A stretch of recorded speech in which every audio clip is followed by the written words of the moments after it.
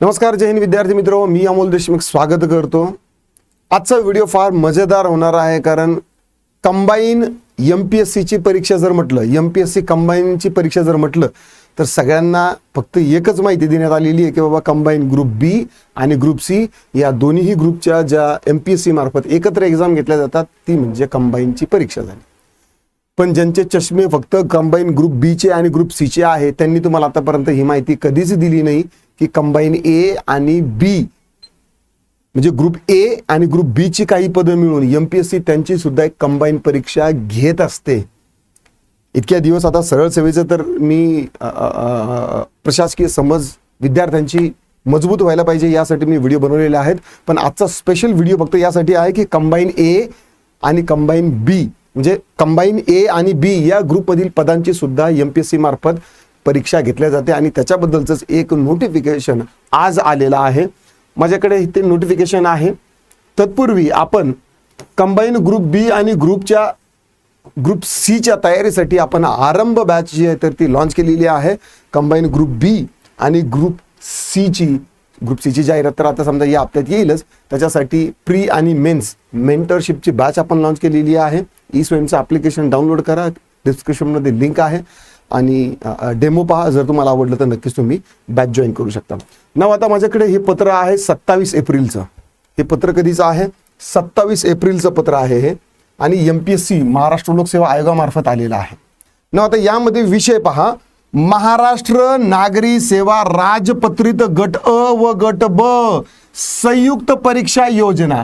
ठीक आहे, मला सांगायचे आहे की ज्या शिक्षकांनी आपल्याला आतापर्यंत एमपीएससी म्हणजे ग्रुप बी आणि ग्रुप सी याच्या व्यतिरिक्त नाहीच आहे हे सांगितलेलं आहे ना, त्याच्यामुळे कोणतंही एमपीएससीचं नोटिफिकेशन आलं ना तर आपल्याला ते घोड्याला फ्लॅप लावल्यासारखे बाबा आलं ना की बस आपलं कंबाईन ग्रुप बी आणि ग्रुप सीच असेल असं वाटतं।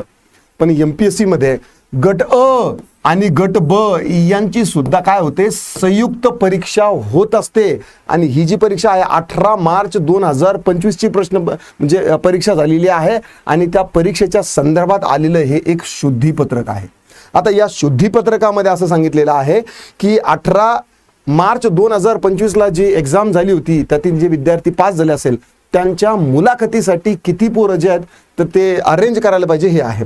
आता एका पदासाठी सुमारे 3 पट म्हणजे जर समजा 10 जागा असतील, ठीक आहे, तर त्याच्यासाठी 3 पट म्हणजे 30 विद्यार्थ्यांना मुलाखतीला बोलवल्या गेलं पाहिजे ग्रुपमधल्या कंबाईन ए आणि कंबाईन बी। ठीक आहे, मी तुम्हाला थोडंसं समजून सांगतो म्हणजे अगोदर काय होतं ते पण तुम्हाला कळायला पाहिजे आणि आता हे शुद्धीपत्रक नेमकं कशासाठी आलेलं आहे ते पण असलं पाहिजे। ठीक आहे, लेट्स से की ग्रुप ए प्लस बी याच्यासाठी 100 पद आले। किती? ग्रुप ए आणि ग्रुप बी चे 100 पद आले। ग्रुप ए मधले 4-5 पद असतील, ग्रुप बी मधले 4-5 पद आहेत, 100 पद आले। अगोदर इंटरव्ह्यू साठी याच्या 100ला 7 पट असे काय करायचे की बोलवल्या जायचे। ठीक आहे, म्हणजे 100ला 7 म्हणजे किती? 700 झाले। 700 विद्यार्थ्यांना बोलवल्या जायचं। पण आता कोणत्या एखादं पद जर समजा कमी असेल तर त्या कमी पदाचा रेशोमध्ये प्रोपोर्शनमध्ये बाकीच्या विद्यार्थ्यांना काय जायचं की अवांतर विद्यार्थ्यांना मुलाखतीसाठी बोलवल्या जायचं। पण आता प्रत्येक पदामध्ये आता हे जे 100 पद आहेत यामध्ये काही ग्रुप ए आणि ग्रुप बी ची जी काही पद असतील त्या पदाच्या संख्येच्या फक्त 3 पट मुलाखतीसाठी विद्यार्थ्यांना बोलवण्यात आलेलं आहे। आशा करतो तुम्हाला हे समजलं असेल। म्हणजे जे पद असेल आपलं कंबाईन मधलं कसं PSI STI ISO असतं, ठीक आहे, सगळ्याची एकदा बेरीज केली आणि त्या बेरजेला 7 पटीने केलं की नंतर तेवढ्यांची मुलाखत बोलवणार। तर आतापासून तसं नाही, लेट्स से की PSIचं जर पद असेल आणि जर 10 वॅकन्सी असेल तर त्याच्यासाठी फक्त 30 विद्यार्थ्यांनाच बोलवण्यात यावं म्हणजे सुमारे 3 पट उमेदवार मुलाखती करता उपलब्ध होतील अशा रीतीने मुख्य परीक्षेतील अर्थ हे करण्यात आलेलं आहे। ठीक आहे, पहिल्याचं जे होतं तर ते 7 पटीच होतं, आता किती 3 पटीचं आलेलं आहे। हे कंबाईन ए आणि कंबाईन ए आणि ग्रुप बी या पदासाठीची ही परीक्षा होती। आशा करतो तुम्हाला एमपीएससी वरती जे आता व्हिडिओ मी घेत आहे यावरून सुद्धा तुम्हाला एमपीएससीचा कारभार कसा चालतो काय नाही, एमपीएससीचं परीक्षा कशा पद्धतीने होतात याचं देखील चांगल्या पद्धतीचं एक्सपोजर तुम्हाला मिळावं यासाठी हा केवलवाना प्रयत्न आहे आणि ओव्हरऑल तुमची प्रशासकीय समज जी आहे तर ती डेव्हलप झालीच पाहिजे।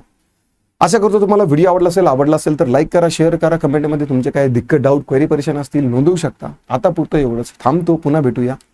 राम राम।